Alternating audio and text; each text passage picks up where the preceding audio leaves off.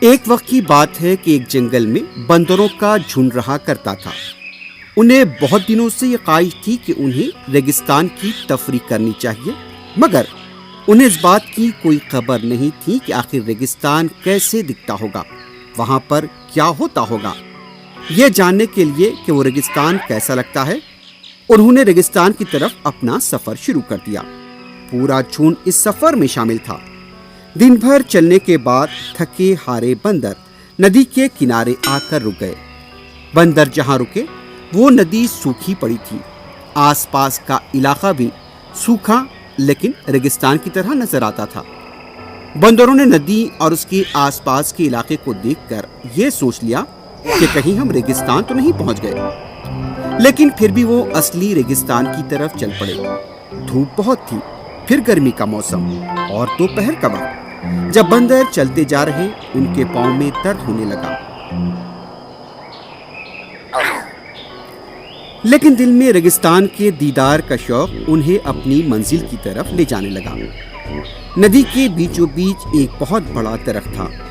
اس درخت کو دیکھتے ہی پورے بندر درخت پر چڑھ گئے۔ صبح سے چلنے کی وجہ سے وہ تھک چکے تھے اور انہیں زور کی پیاس بھی لگ رہی تھی۔ بندر آس پاس نظر دوڑنے لگے، انہیں پیاس بجھانے کے لیے آخر پانی کہاں سے ملے گا۔ وہ پیاس بجھانے کے لیے بہت بے چین تھے۔ انہیں دور کچھ پانی جیسا دکھائی دیا، انہوں نے راحت کی سانس لی۔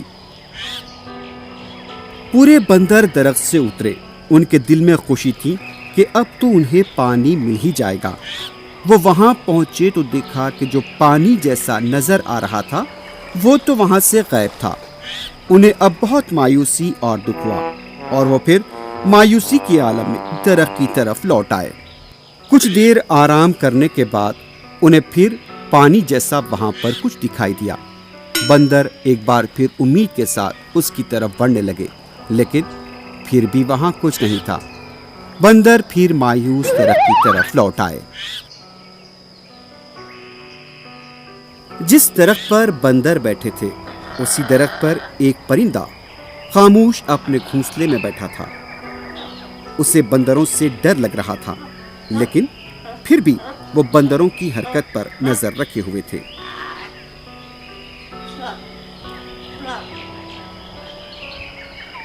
بندروں کو مایوس دیکھ کر پرندے نے ان کی مدد کرنے کا فیصلہ کیا۔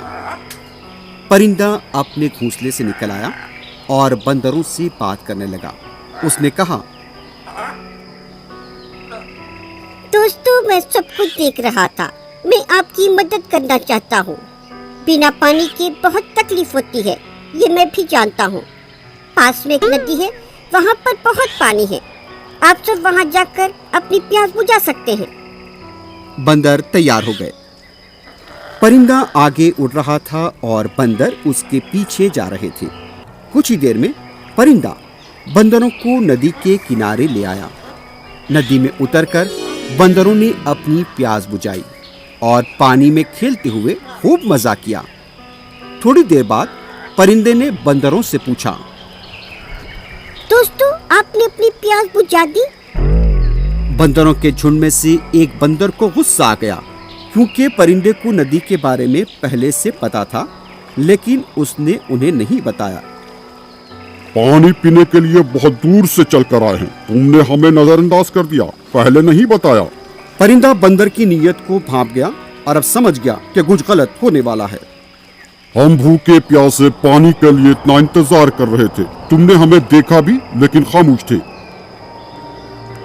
بندر غصے میں آ گیا اور اس کی آنکھوں میں خون سوار ہو گیا اور اس نے پرندے کو چبا کر کھا لیا۔ بیچارہ پرندہ نیکی کرنے کے باوجود بھی مارا گیا۔ اس کہانی سے یہ سبق ملتا ہے کہ ہمیں برے لوگوں کی مدد نہیں کرنی چاہیے، کیونکہ اس سے ہمیں نقصان ہوگا۔